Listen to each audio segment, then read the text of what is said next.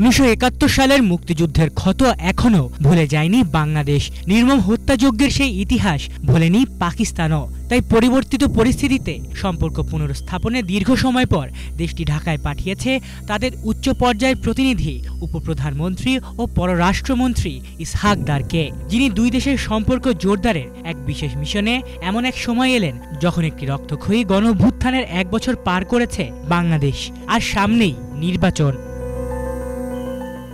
শনিবার আসিফ দার ঢাকায় পৌঁছালে তাকে উষ্ণ অভ্যর্থনা জানানো হয়। হোটেল কনফারেন্সে দুই দেশের প্রতিনিধি দল পররাষ্ট্রমন্ত্রী পর্যায়ের বৈঠক করেন। বৈঠকে আলোচ্য বিষয় ছিল রাজনৈতিক সহযোগিতা, বাণিজ্য ও বিনিয়োগ, শিক্ষা, স্বাস্থ্য, ক্রীড়া, পরিবহন ও যোগাযোগ, আঞ্চলিক সংযোগ, রোহিঙ্গা সমস্যা, গাজা সংকট এবং পূর্বের অসমাপ্ত ইতিহাস সহ বহুদিক।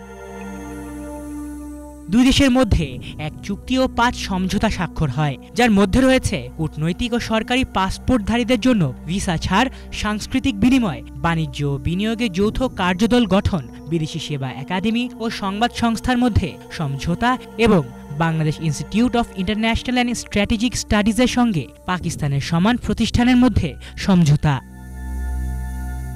বৈঠকে ঢাকা করাচি সমুদ্রপথ নিয়মিত করা, দুই দেশের মধ্যে সরাসরি ফ্লাইট চালু, শিক্ষাবৃত্তি, চিকিৎসা, তথ্য প্রযুক্তি ও কৃষিখাতের সহযোগিতা, রোহিঙ্গাদের নিরাপদ প্রত্যাবাসনের জন্য পাকিস্তানের সহযোগিতা এবং বিভিন্ন বাণিজ্যিক ও অর্থনৈতিক খাতকে শক্তিশালী করার বিষয়গুলো অন্তর্ভুক্ত ছিল। ঢাকায় এসেই ইসহাক দার প্রধানতম রাজনৈতিক দল বিএনপি, জামায়াতে ইসলামী, এনসিপি এবং নাগরিক সমাজের নেতাদের সঙ্গে পৃথক বৈঠক করেছেন, যা ভিন্ন কিছুরই ইঙ্গিত দিচ্ছে বলে মনে করছেন বিশ্লেষকরা। বৈঠকে 1971 সালের গণহত্যার ক্ষতিপূরণ, পাকিস্তানের নিঃশর্ত ক্ষমা, বাংলাদেশে আটকে থাকা পাকিস্তানি নাগরিকদের প্রত্যাবাসন এবং পূর্বের বৈদেশিক সহায়তার হিসাব নিকাশের বিষয়গুলো আলোচনায় এসেছে।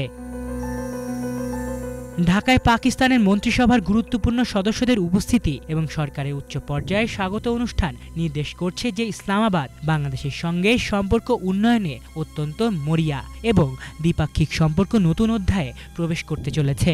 ইতিহাসের চাপ এবং বর্তমান কূটনৈতিক বাস্তবতার মধ্যে এক নাটকীয় প্রেক্ষাপট তৈরি করেছে, যেখানে রাজনৈতিক, অর্থনৈতিক, শিক্ষা ও সাংস্কৃতিক ক্ষেত্রগুলিতে দুই দেশের সমন্বয় আরও দৃঢ় হওয়ার সম্ভাবনা রয়েছে।